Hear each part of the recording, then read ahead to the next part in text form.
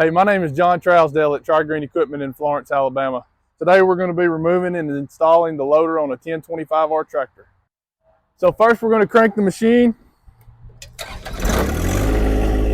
Once we have it running, we're going to lower our bucket and compress the cylinders enough to where our front two tires come off the ground slightly. So now that we've got it running and the tires off the ground, we're going to then flip the couplers up on each side. These couplers hold the tractor to the loader.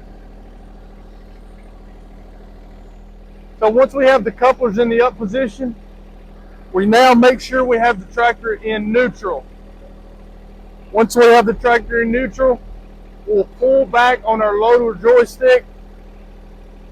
And what that's going to do is the hydraulics are going to push us off the loader and the stands will take their place. So now once the stand is set in place, we're going to make sure to get all the pressure off the hydraulics, and then we'll come over here to our single point connection. We're going to move this lever back, and in one swipe we'll remove our hydraulics. So the most important part about installing the loader is going to be lining up our brackets here to the brackets on the tractor.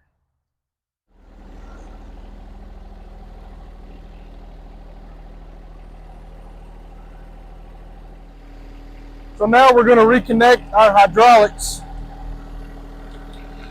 We're going to use the single point hookup system.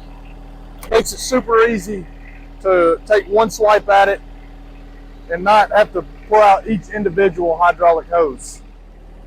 So now that we've got our hydraulics hooked up, we'll be able to move our joystick forward, and that will roll our brackets back into the frame of the tractor.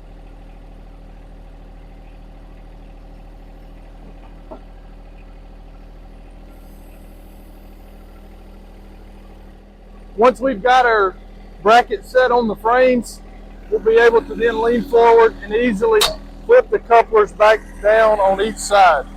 That will lock our tractor back onto the loader.